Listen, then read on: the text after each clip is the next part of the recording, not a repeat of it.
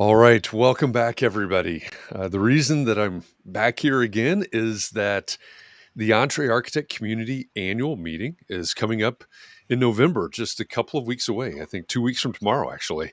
November 1st through 3rd in Austin, Texas. And today I wanted to continue this series to give you a chance to not only meet some of our our speakers. I've been interviewing a lot of the speakers throughout this process, but also some of the partners that are helping to make this event reality. As I'm sure you can imagine, nothing like this happens without help from a lot of people getting involved here. So if you haven't heard about it before, what I'm talking about is the EntreArchitect Community Annual Meeting, and it is the business conference for entrepreneur architects. In fact, it's the first ever live conference dedicated just to you, to small firm entrepreneur architects. I started this live stream series related to the conference back in August, I guess it was. So, I used to say about a month ago, but it's about 2 months ago now. And I did it to introduce you to the speakers, preview their talks. And now, as I said, I'm bringing our partners into the mix. So this is a lot of fun. Good morning. If we've never met before, my name is Jeff.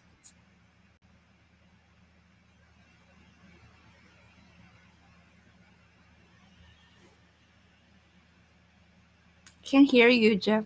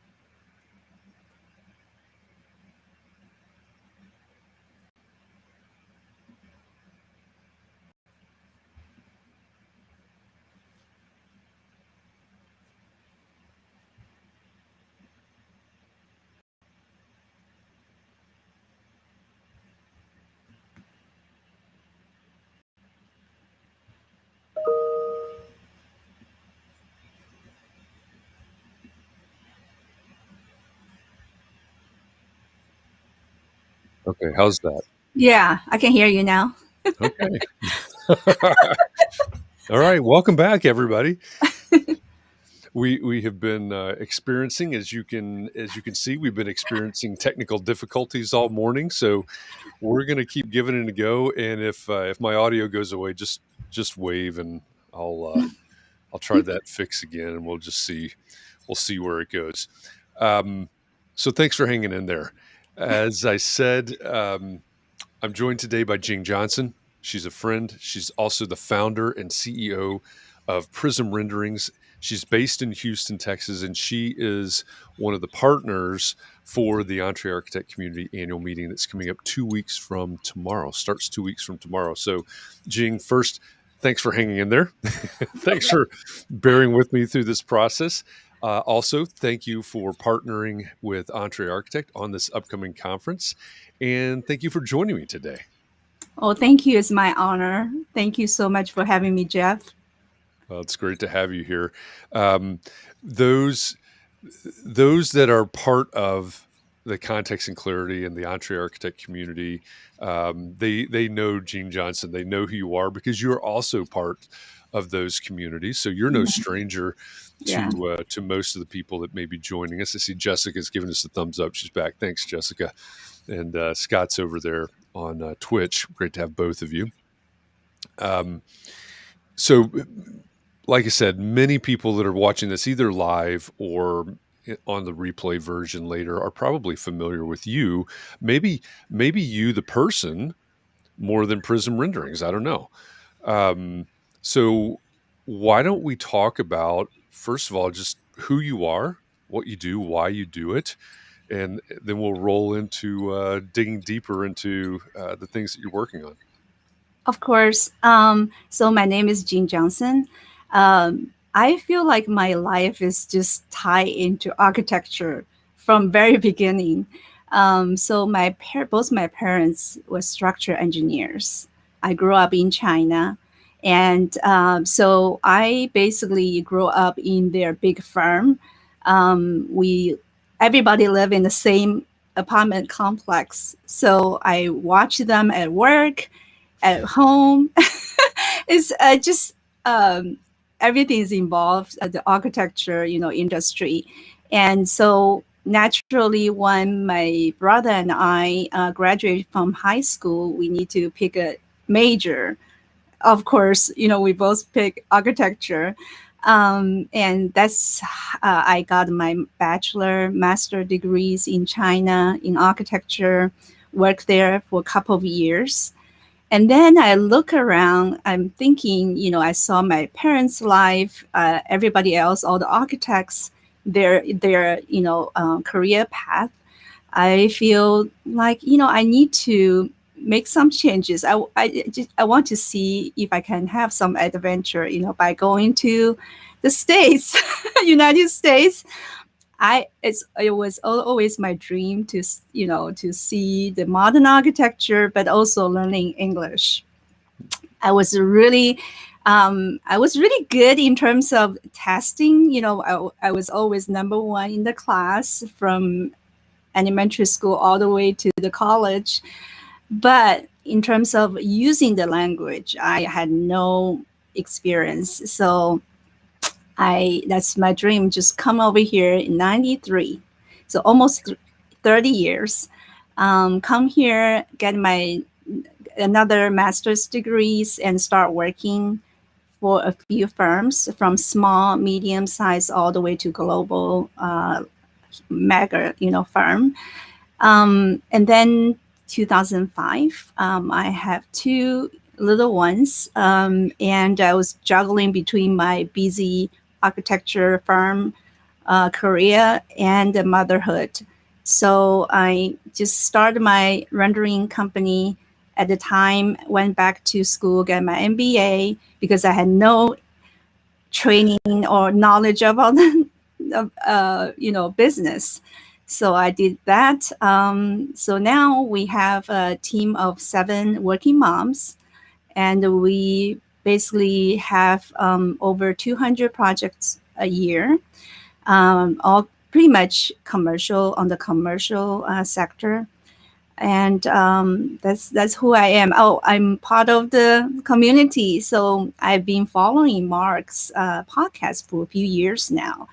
I just everything he said on that podcast, it just really resonate with me in terms of the business, acumen. It just I feel like he's one of the like-minded people. So I when the membership opened up to industry partners, I jumped right in. So I was in the first, I'm still in the first Architects and Allies mastermind group. Mm-hmm. And then a year ago, when Mark started the legacy firm mastermind group, I joined that one too. So I'm part of those two mastermind group. Yeah, I love it. I love it. So, and if you're not familiar with what Jing's talking about, Mark R. LePage is the founder of EntreArchitect. He launched the podcast about 10 years ago, I guess it was now, if I have the dates right. And there are, I guess, EntreArchitect dates back to when it was, I shouldn't say just, but quote unquote, just a blog. And then it's grown to a blog and a podcast and a membership. And of course, there's a Facebook, 2 Facebook groups, the EntreArchitect Community Facebook group and the Architects and Allies group that Jing is talking about as well. So it is a vibrant community. And like I say in the opening every time, we're the largest worldwide community of entrepreneur architects. So it's great to have you. You're so embedded in the community. Yes. Like you said, through Architects and Allies, both the masterminds that you participate in, which is fantastic. And now coming to just 2 weeks from now, coming to Austin, Texas, which is sort of in your backyard, I guess. Yes, yes. 2 hours drive. There you go. So it's exciting. I think there's a couple of things. Number one, it's exciting to have you on board because as a partner in this, but also as a member in all of this. And I think even more so, if we take Prism renderings as in the product of what you do out of the conversation for a minute, I think what's really fantastic about this partnership is the way that you have started and grown your very purposeful and very purpose-driven business. As you said, there's 7 working moms, Yes. and it goes all the way back to your origin story that you were just talking about, where motherhood and architecture. We see this all the time. It's hard to make those things work together. It's hard for that balance, and so I love, as you know, I love what you do and how you've done it.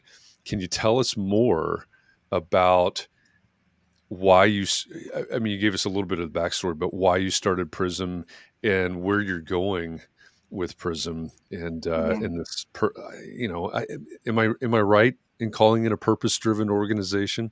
Definitely, you're absolutely right. So in terms of the where we are as an organization, as I said, I started a business to have the flexibility to juggling between career and working mom, life. And so now my boys are grown. The younger one just graduated from college earlier this year. So I'm Congratulations. empty, empty nester now.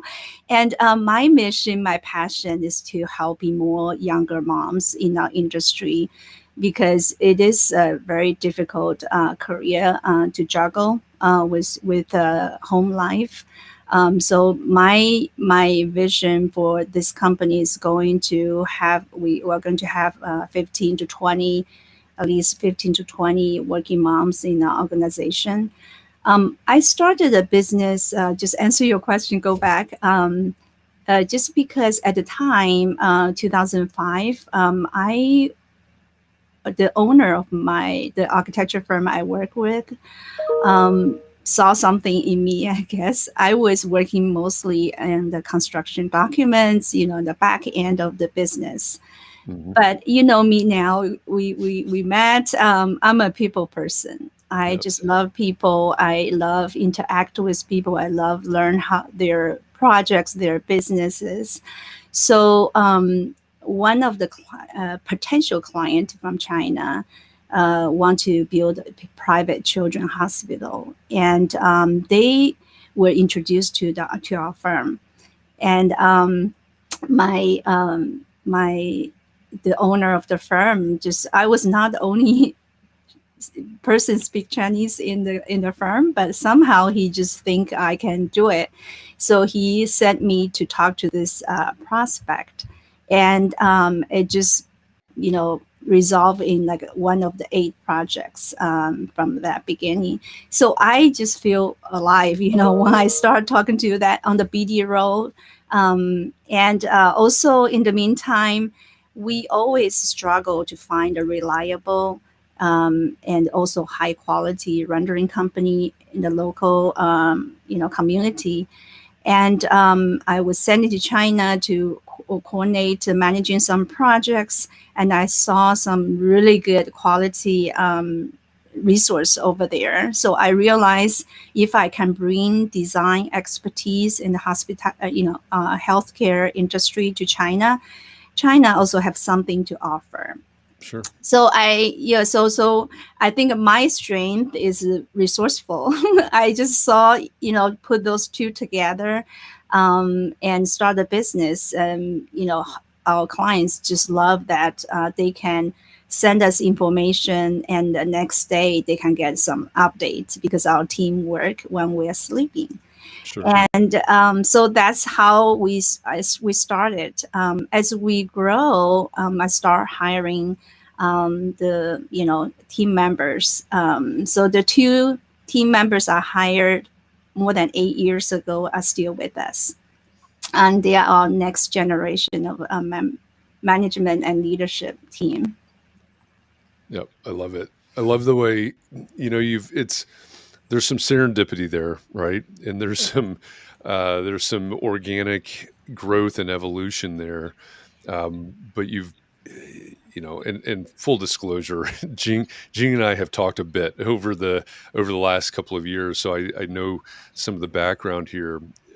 Your growth and your way forward is very intentional, obviously, and I think you can hear, those of you in the audience can hear that coming out here.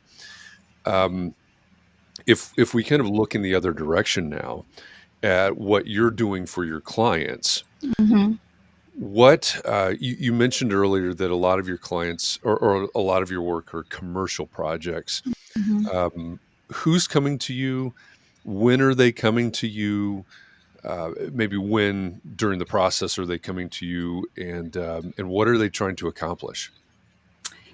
A great question. So we work with half of our clients are developers and brokers. The other half are architects. Okay. So it's very interesting, healthy balance of two because they refer each to each other, to our point to our direction. So at the beginning of first few years at our business, we basically take architects' design, either CAD drawings or Revit model or SketchUp model, and we create this polished professional level of renderings and animations. We do animations as well. But things changed several years ago.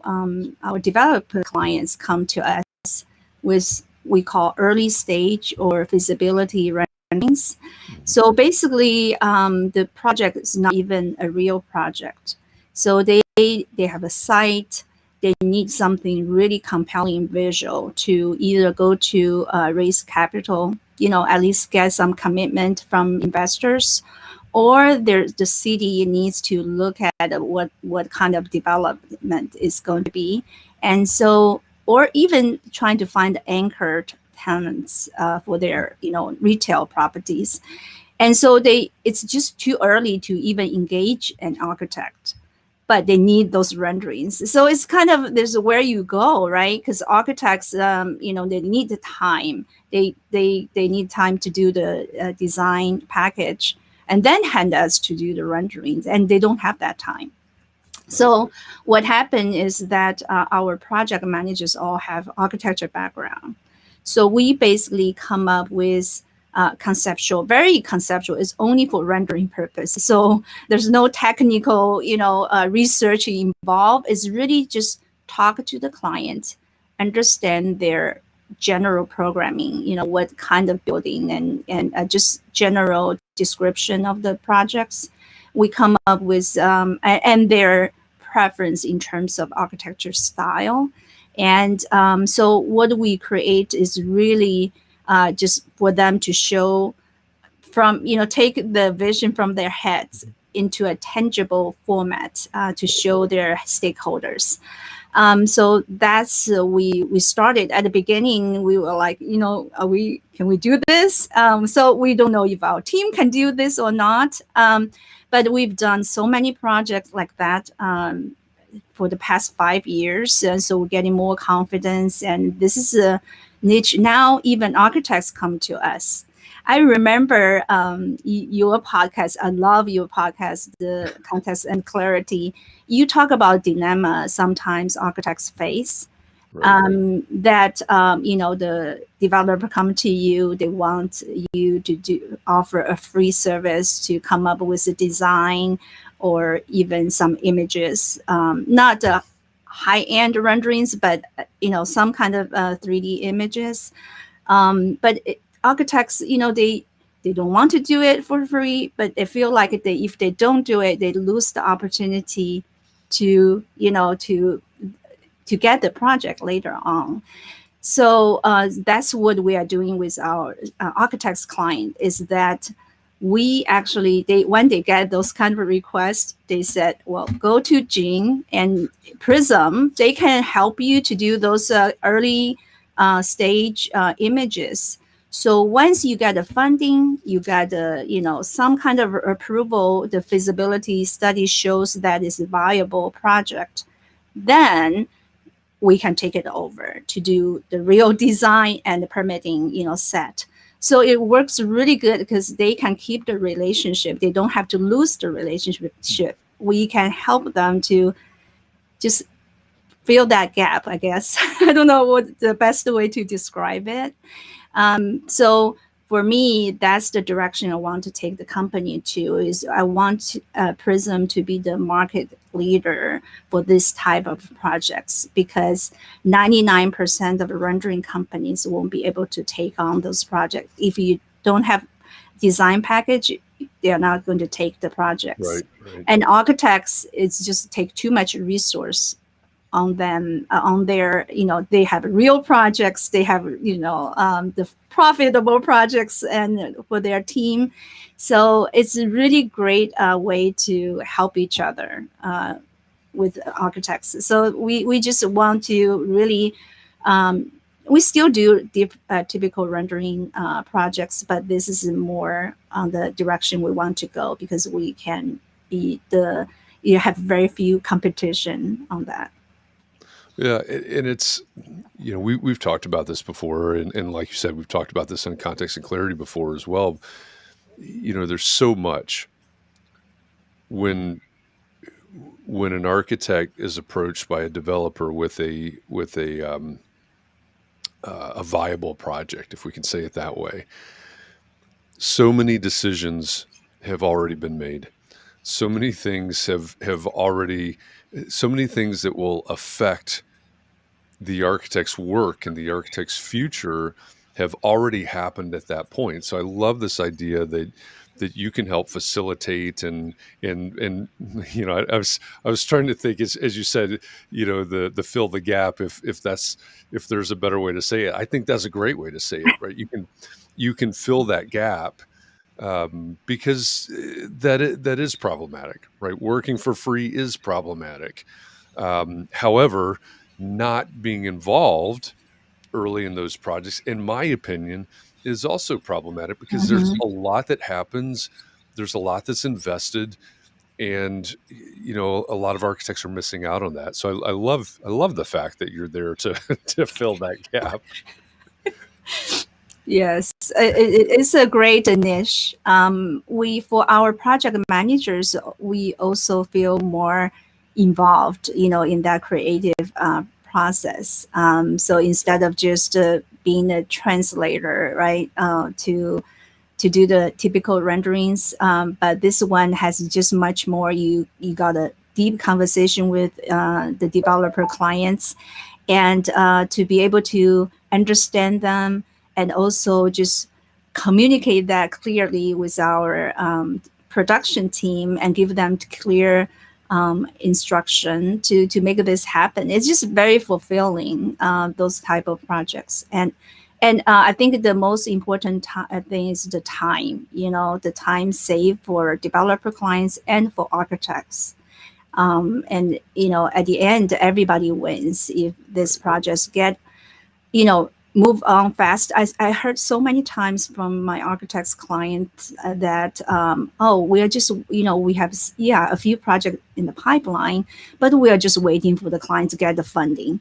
There's so many times you heard that. So if we can help to just make the whole process, just shorten the whole cycle, because I myself is also an investor, commercial real estate investor. So I'm looking at both end, right? How, for the developer clients, the most struggle for them is get the funding, get that initial funding. So if we can help them to get that, the ball rolling, and it will benefit everybody, all the stakeholders, including architects, right? Yeah, absolutely. You mentioned translation, and I think that's also a good word to use in this conversation, because you are translating your storytellers and we think about all the stakeholders, from the time that there's an empty lot and somebody has a vision or a dream or whatever, to substantial completion and people are moving in. There are an awful lot of people that have to understand what the intent is and what the dream is, what the vision is, and I love that you and the rest of the team at Prism are there to be those storytellers in the early phases, especially Mm-hmm. because that's as you were talking about that, the developers trying to figure out their capital stack. The architect is chomping at the bit, probably wanting to get this project started because they need to keep their workflow going and keep their cash Mm-hmm. flow going. And if you're there sort of greasing the process by translating and Mm-hmm. telling the story of the vision in the front end, that seems pretty valuable to both of those parties, to the developer party and the architect party. Yes. We Yeah, just love those type of projects. It's very yeah, fulfilling. it- that's great. I think that is a great niche. Mm-hmm. Let me ask you this: as we start to wrap this up, and we're getting, one of the great things I think about this conference is coming up in 2 weeks. Mm-hmm. Will the evening of 2 weeks from tomorrow, we will be opening the conference November 1st through 3rd in Austin, Texas. I think one of the great things about the conference is we'll have that couple of days there, 2.5 days, something like that, where it's going to be an immersive experience. And I've mentioned this over and over and over that when there's a speaker, since this is a single track conference, you don't have to make a choice. I love Last that. When I Yeah, saw that, I was so excited. I don't have to make absolutely. Yeah, choices. yeah. I Yes. mean, not to take away from, Mm-hmm. let's just say AIA National, but at an event like the National Conference on Architecture, there are hundreds of sessions and speakers, and you always have to make a choice. Do I want to listen to this or do I want to listen to that, Mm-hmm. et cetera? This conference is designed so that you don't have to make that choice. I interviewed Randy Wilburn on Friday. He's one of our speakers. When Randy's time slot comes up, you don't have to say, "Oh, do I want to go and listen to Randy talk about talk about professional and personal growth and taking care of myself as I take care of my business, or do I want to go hear somebody else?" No, we all immerse ourselves in the activity and the lesson and the presentation that Randy's giving. And then, as he described it on Friday, you'll have plenty of hang time with him because he'll be there the whole time.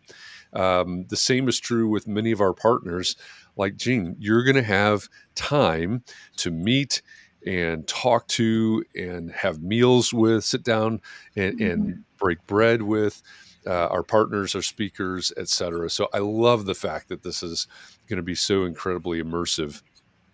One of the things that I think everybody needs to do, again, this is opinionated Jeff speaking. Um, I want everybody to be intentional about showing up at this conference. I want them to be intentional about the way that they prepare for this conference. So, as you think about it, Jing, from your experience, and it could be, based on what you and your team at Prism does, it could be about the way that you've built the business. It doesn't matter to me the direction you Mm-hmm. want to take this. But what's the best piece of advice that you have for entrepreneur architects that are wanting to not only build a better business, because that is essentially what this is all about, but I Mm-hmm. think that a really the common thread amongst almost all of us is that we're trying to build businesses so that we can do business, so that we can practice in our own way, which I think is absolutely what you've done. So Mm-hmm. what's your best piece of advice for entrepreneur architects that want to practice in their own way? Wow, that's a big question. I'm not prepared for that. No small Um, questions. I know it's well. I just because I see that wealth. I just first of all, the all the speakers you invite to have a live stream. That's just like such a brilliant idea. I've been shared with my mastermind groups too. Just I just feel there's such a wealth of experts and expertise in that room. I can't wait my personal, because I just love businesses, right? You know me, so I can't wait to listen to those speakers, and I know some of them. And for me, it's just have an open mind to come That's in there. fantastic. Our architects, we are not known for business savvy in terms of practices, and we're good at what we're doing design wise, and just architects are very smart people, group of people, and just to keep that open mind that there's so many resources and expertise out there to can make your business and also your design trajectory much better.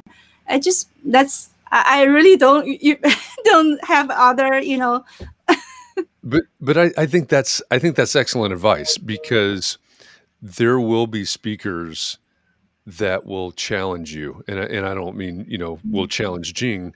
It's the royal you. There are going to be people that are going to talk about things that you haven't thought of before, that you've heard before but haven't implemented, that you may not be quite so sure about what they're saying. So I think having an open mind is fantastic advice. Randy Wilburn, as I interviewed him, going back to that conversation on Friday, he talked about the fact that a lot of what he's going to say is not anything that you haven't heard before, but he's coming to put it in front of you, to tie it all together and give you a little kick in the pants to get you moving and acting on some of these personal development topics that he'll talk about. So I think that's fantastic advice, Gene. Have an open mind yeah. and come ready to do. I Mhm. think is another way that we could prepare as well. I'm looking at the comments section over here, and it looks like Janine's having breakfast with us. Hi, Janine in Yes. Hi, Arizona. Jean. I hope you brought enough to share. I'm getting a little hungry at this point. Janine's over there on Facebook. Jessica's on Facebook. John Jones, who you know very well, is Yeah, you might also on must Facebook. mind. One of the nicest guy I know. Absolutely. Absolutely is, and I don't know if Scott is still out there on Twitch. Scott is very close to me right now. He's visiting his son Oh, this weekend. He and his wife are visiting his son, so I'll probably see Scott tomorrow yeah. morning. But it's great to have all of you join us for this conversation. Just to give you a heads up, I've got back-to-back interviews today. So in 20 minutes or so, I'm going to interview another one of our partners, another member of the EntreArchitect community, Nick Cornea. Will be joining me about 12:15 Eastern, so 20 minutes or so from now. But there you have it. Jing Johnson, founder and CEO of Prism Renderings and a partner for the EntreArchitect Community Annual Meeting in Austin, Texas, November 1st through 3rd. She's part of this community. She's a supporter of this community. There's no way to extract Jean from everything that is Oh, I the want to community. mention, Jeff. I recommend Entre Architects to many of my clients, and some of them joined, including my husband. So he's also part of the community. He's also in the commercial architects mastermind group. So he will be there too. So I Excellent. look forward to see everybody in Austin. Very good. Yeah, I was going to ask if he was going to be there. I'm glad that he'll Yeah. be there. It'll be good to see him again. Very good. Well, if you are an architect that wants to learn to build a business that allows you to practice in your own way, or maybe you're the employee of a firm and you want to take some of these lessons back, or maybe you even aspire to practice in your way and do your own thing, go over to smallfirmconference.com. Let me put that up on the screen. Smallfirmconference.com in the lower left of your screen right now is the landing page for the conference. You can learn about all of the speakers, the venue, the schedule, everything, and you can register to join us. Again, it's just 2 weeks away, so go ahead and get signed up so that we can see you in Austin, Texas in just 2 weeks. Again, it's the first ever live conference that's dedicated just to you. just two small firm entrepreneur architects. So check it out. I promise that you will not be disappointed. This is a really well designed and thoughtful um, structure for this conference. So it's going to be a good one. So Jing, again, thanks. Great to see you as always. Thanks for hanging in there through all of the technical glitches. Thanks for joining me, and thanks for helping to make the EntreArchitect Community Annual Meeting a reality. That's a really important thing, and we really appreciate you for that. Thank you so much, Jeff. Great to be part of the community, for sure. Great to have you a part of the community. All right, everybody. Again, I'm going to be back in about 15 minutes with Nick Cornea. So join me then. Janine, I don't know. That's like brunch time at that point. She could be eating all day. You have an afternoon session too, right? Well, keep me fed. How's that? All right. Bye, Very Jeff. good. All right. I'll Thanks see you in again. Austin. Thanks, everybody.